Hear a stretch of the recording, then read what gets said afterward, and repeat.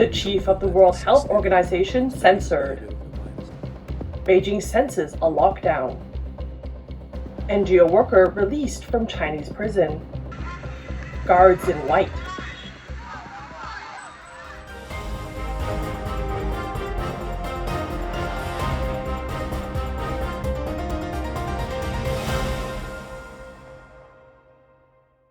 Welcome to Sound of Hope News. My name is Daniela Wolensack, and today is May 13th. China's social media censored the head of the World Health Organization after he criticized Beijing's strict zero-COVID policy. On Tuesday, May 10th, WHO Chief Tedros Adhanom Ghebreyesus posted a news brief on WeChat saying that WHO health experts don't think the zero-COVID policy is sustainable, considering the behavior of the virus now and what we anticipate in the future. Furthermore, he urged the Chinese regime to change its restrictions, saying, and especially when we have now a good understanding of the virus and when we have good tools to use, transitioning to another strategy will be very important. Earlier during the pandemic, Ghebreyesus was closer to the CCP and rarely disagreed with Beijing's policies. With the appearance of these recent posts, one netizen comments, even the WHO's Tedros has now changed his stance, CNN reported.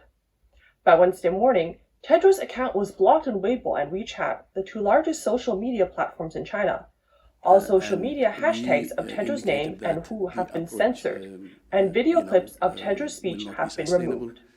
The Chinese Foreign Ministry spokesman Zhao Lijian condemned Tedros' comments on Wednesday, saying Beijing's policy can stand the test of history and is scientific and effective. The public does not agree. Dissatisfaction and frustration are both growing over shortages of food and other necessities.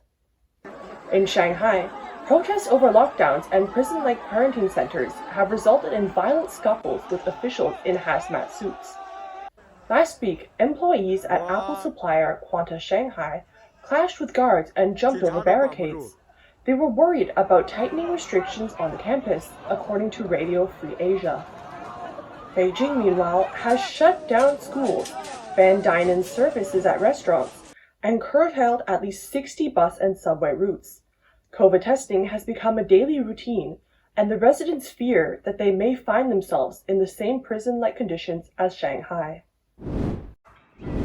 Beijing continues to tighten its epidemic prevention measures, and a lockdown appears imminent, although no official announcement has been made. The vice premier of the Chinese Communist Party in charge of epidemic prevention recently said, "We must insist on a dynamic cleanup without hesitation and without wavering, and create a good environment for the 20th National Congress to be held successfully." The 20th National Congress is the most important political event for the CCP and is held every 5 years. The Beijing municipal government announced that since May 12th, entry to most public places require a 48-hour nucleic acid test. Eating establishments are restricted and car rentals are suspended, to name just two affected industries. Other signs of Shanghai-style lockdowns are beginning to appear in Beijing, including barbed wire used to isolate buildings, hazmat workers welding shut neighborhood entrances, and people being quarantined in makeshift hospitals. After 5 years of imprisonment in a Chinese jail, Taiwanese NGO worker Mr. Li Mingzhe has finally been released. At a May 10th press conference in Taiwan, he recounted his sentencing as well as his inhumane treatment. Mr. Li drew ire from CCP for using his own money to buy books for friends and donate to political prisoners. For doing this, he was charged with subversion of state power. He said, "That is the essence of a dictatorship. Everything is under close examination. All my humanitarian beliefs are my sins."